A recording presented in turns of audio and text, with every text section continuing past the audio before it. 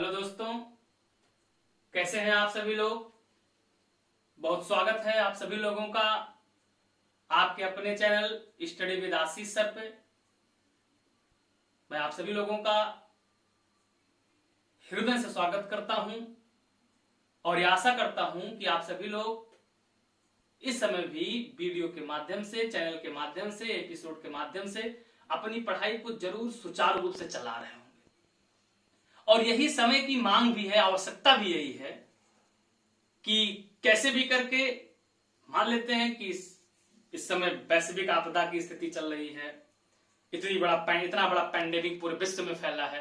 तो इसका मतलब ये नहीं कि हम पढ़ाई नहीं करेंगे, हम कोई काम नहीं करेंगे।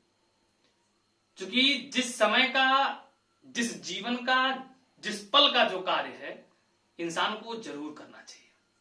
क्योंकि समय रहते ही सारी चीजें बदल जाएंगी।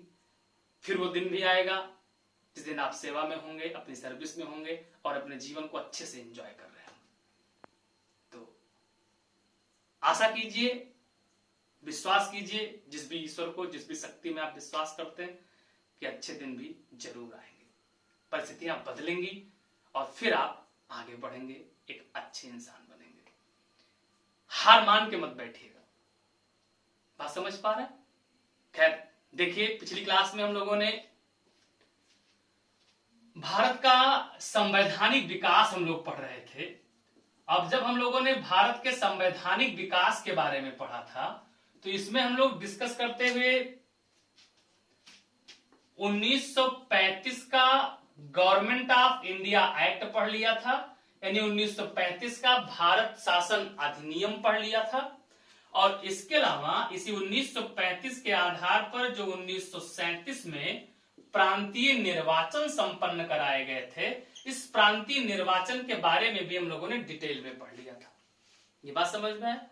हम लोगों ने यहां तक का डिस्कशन कर लिया था कि 22 दिसंबर 1939 को कांग्रेस के इस्तीफे के बाद प्रसन्न होकर के मुस्लिम लीग ने मुक्ति दिवस का आयोजन किया था।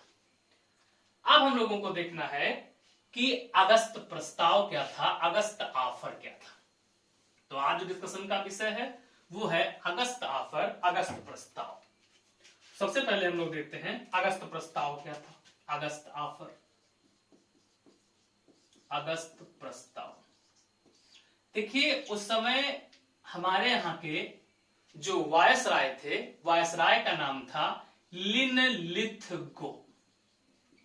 तो लिनलिथगो के द्वारा अगस्त महीने में जो प्रस्ताव प्रस्तुत किया गया, उसी प्रस्ताव को नाम दिया गया अगस्त प्रस्ताव। और ये प्रस्तुत किया जाता है 8 अगस्त 1940 को। कब प्रस्तुत किया जाता है? तो अगस्त offer was presented on 8 August 1940 by contemporary viceroy named Linlithgow. ये बात क्लियर समझ में है? अब हम लोगों को देखना है कि इस अगस्त प्रस्ताव में क्या प्रोविजन था, क्या प्रावधान किया गया था इसमें।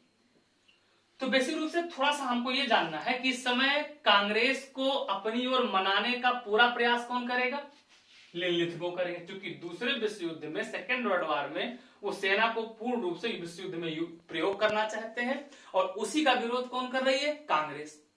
तो ये अपनी ओर से पूरा प्रयास करेंगे कि कांग्रेस हमारी ओर मिलने का प्रयास करे।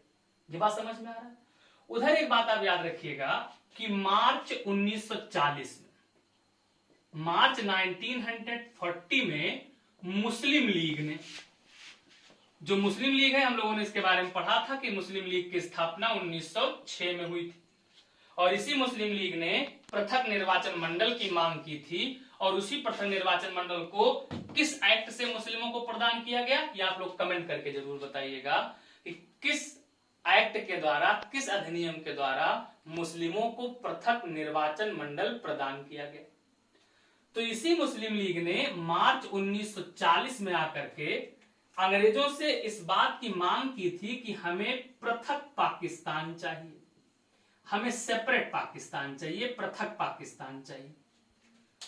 तो अब जो लिनलिथगो है, लिनलिथगो का ये प्रयास होगा कि इनके सामने एक मांग कौन सी रखी हुई है? पृथक पाकिस्तान की। और उधर कांग्रेस निरंतर भारत की आजादी के लिए कार्य कर रही है। तो अब क्या प्रावधान होंगे, ध्यान से समझिएगा।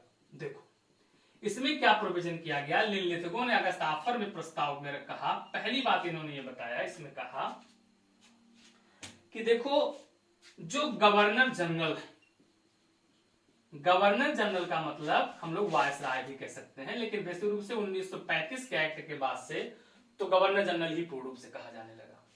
तो जो गवर्नर जनरल हैं, इन गवर्नर जनरल की कार्यकारिणी परिषद में, यानी इनकी जो अपनी एग्जीक्यूटिव काउंसिल है, जो गवर्नर जनरल की कार्यकारिणी परिषद है, इस कार्यकारिणी परिषद में सदस्यों की जो संख्या है, इसमें और अधिक भारतीयों को शामिल किया जाएगा। मतलब गवर्नर जनरल की कार्यकारिणी परिषद में और अधिक भारतीयों को शामिल किया जाएगा। पहला प्रोविजन तो ये हो गया। इसके बाद दूसरा प्रावधान इसमें इन्होंने ये किया, सेकेंड प्रोविजन क्या किया, देखिए इसमें इन्होंने कहा कि भारत में एक युद्ध सलाहकार परिषद का गठन किया जाएगा और जो वार एडवाइजरी काउंसिल बनाई जाएगी, युद्ध सलाहकार परिषद का गठन किया जाएगा और इसी परिषद का गठन करके ही युद्ध में सेना को लगाया जाएगा। तीसरा इन्होंने कहा कि अपने संविधान का निर्माण करना, तो संविधान का निर्माण करना किसका अधिकार है, तो संविधान का निर्माण करना भारतीयों का अधिकार है। यानी ये भारतीयों का राइट है, अधिकार है कि वह अपने संविधान का निर्माण कर सकते हैं। तो भारतीयों को यह अधिकार दिया जाना चाहिए कि वह अपने संविधान का निर्माण करें। ये किसमें कहा जा रहा है, तो ये कहा जा रहा है अगस्त आफर में। किसको किसने प्रस्तुत किया है, लिनलिथगो ने। एक और प्रोविजन इसमें किया गया, नेक्स्ट है अगला प्रावधान इन्होंने किया कि जब युद्ध समाप्त हो जाएगा, जब सेकेंड वर्ल्ड वॉर फिनिश होगा, खत्म होगा, तो दूसरे विश्व युद्ध या सीधे कहते हैं युद्ध की समाप्ति के बाद, जब युद्ध समाप्त हो जाएगा तो युद्ध की समाप्ति के बाद में भारत में या भारत को औपनिवेशिक स्वराज दे दिया जाएगा। क्या दिया जाएगा, तो युद्ध की समाप्ति के बाद में भारत को औपनिवेशिक स्वराज दिया जाएगा। यानी औपनिवेशिक स्वराज कब मिलेगा, तो औपनिवेशिक स्वराज दिया जाएगा युद्ध की समाप्ति के बाद। ये मेन प्रोविजन किसके हो गए, तो ये मेन प्रोविजन चारों हो गए किसके, अगस्त आफर के। अब जब अगस्त आफर में ये सारे प्रोविजन किए गए, हम लोग पढ़ चुके हैं कि मुस्लिम लीग क्या मांग कर बैठी है, पृथक पाकिस्तान, इसके लिए कोई काम नहीं इन्होंने किया। इधर कांग्रेस मांग क्या कर रही है, तो कांग्रेस की मांग को भी नहीं सुना गया। इसलिए अगस्त आफर को, अगस्त प्रस्ताव को ना तो मुस्लिम लीग ने एक्सेप्ट किया, ना ही कांग्रेस ने एक्सेप्ट किया। इसलिए अगस्त आफर क्या हो गया, असफल रहा। अब जब अगस्त आफर असफल हो गया तो फिर 1942 में, 1942 में क्रिप्स मिशन आया। तो क्रिप्स मिशन कब आया, 1942 में। तो अगला मुद्दा जो हम लोगों को डिस्कस करना है वो है क्रिप्स मिशन 1942। क्या है इसका बैकग्राउंड, देखिए जरा। क्रिप्स मिशन है बेसिक रूप से 23 मार्च 1942 को, 23 मार्च 1942 को, 23 मार्च 1942 को ये 3 सदस्यीय था, स्टेफोर्ड क्रिप्स,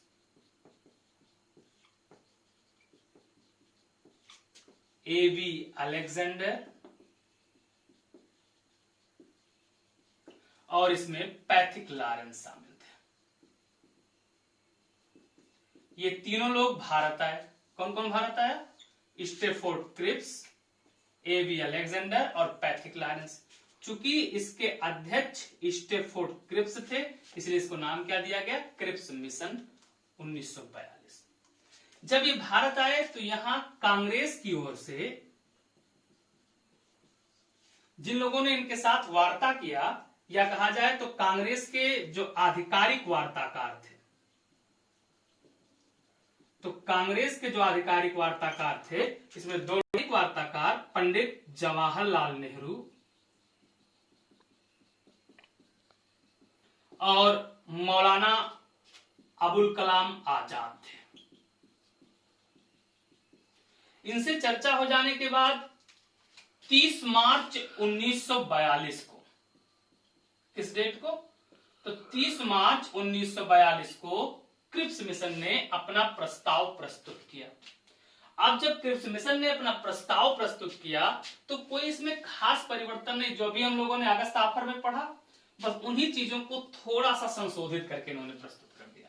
देखो क्या किया इसमें, तो जब क्रिप्स मिशन 1942 में आया, इसने जो अपना प्रस्ताव प्रस्तुत किया, इसका जो पहला प्रोविजन है, पहला प्रावधान है, पहला प्रावधान इन्होंने ये कहा कि युद्धोपरांत, यानी युद्ध के बाद, जब युद्ध खत्म हो जाएगा तो युद्ध के बाद भारत में संविधान के लिए एक संविधान सभा बनाई जाएगी।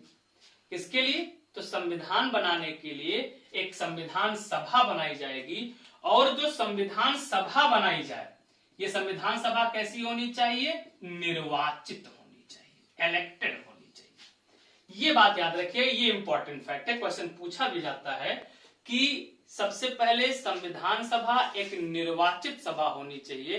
ये किस प्रोविजन में आया या किस मिशन में आया, तो आपका आंसर क्या हो जाएगा, क्रिप्स मिशन।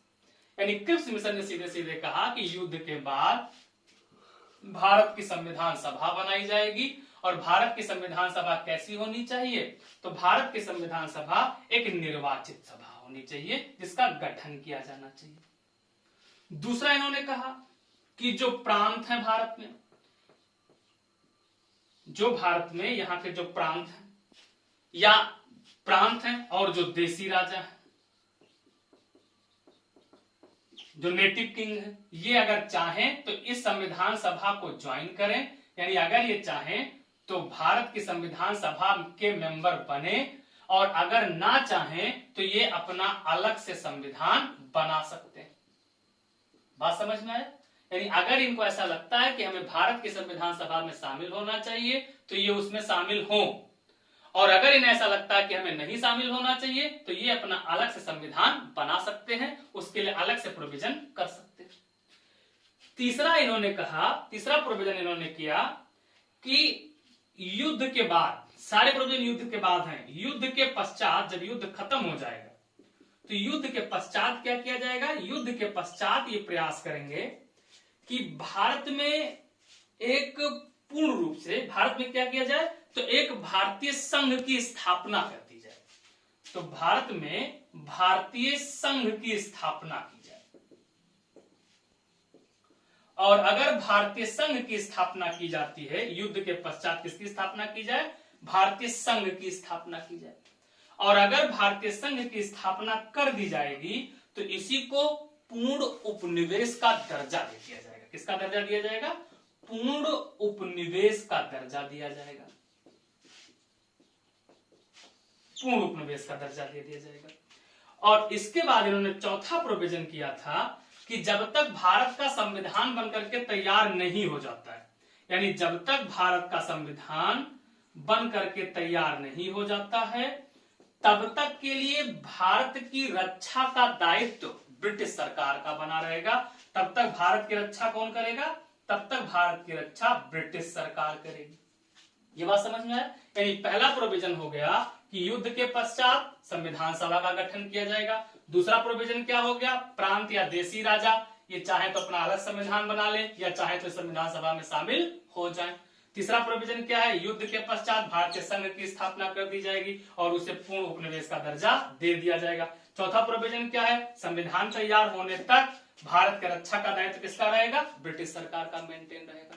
अब जब इन्होंने अपना ये प्रोविजन, अपना ये प्रावधान प्रस्तुत किया तो इनके प्रावधान को जब कांग्रेस के सामने प्रस्तुत किया गया, इनका प्रोविजन जब कांग्रेस के सामने आया तो कांग्रेस ने इसको स्वीकार करने से नकार दिया, क्योंकि एक तो सारे वादे कौन से हैं, युद्ध के पश्चात, और फिर कांग्रेस जो मांग रही उसको मिल नहीं रहा। इसीलिए इसको पंडित जवाहरलाल नेहरू ने, पंडित नेहरू ने क्रिप्स मिशन को कहा था कि जो क्रिप्स मिशन आया है ये क्रिप्स मिशन कुछ भी नहीं, शुद्ध भाषा में उन्होंने कहा था कि क्रिप्स मिशन या यह प्रस्ताव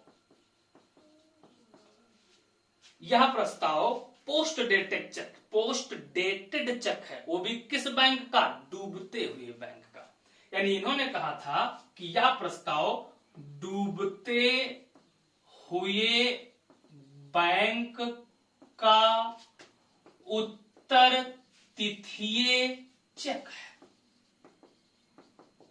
यानी पहली बात तो ये जो चेक है वो पोस्ट डेटेड हो गया है, और वो भी किस बैंक का, जो बैंक पहले से ही डूब चुकी है। इंग्लिश में बोलेंगे इसको post dated cheque of a crashing bank, यानी डूबते हुए बैंक का उत्तर तिथीय चेक है। ये किसने कहा? पंडित नेहरू ने। गांधी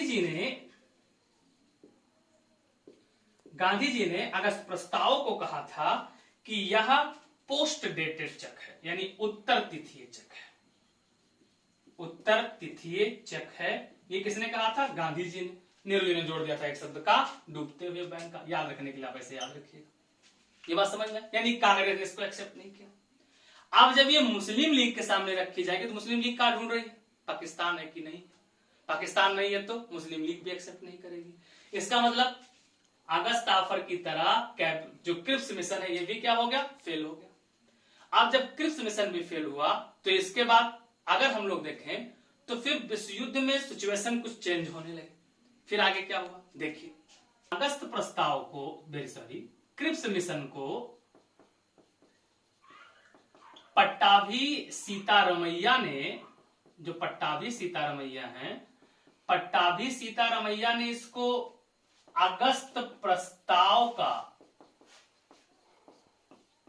बदला हुआ रूप कहा था। इन्होंने कहा था कि ये क्या है? तो अगस्त प्रस्ताव का परिवर्तित स्वरूप है, और बाकी इसमें कोई परिवर्तन नहीं किया गया है।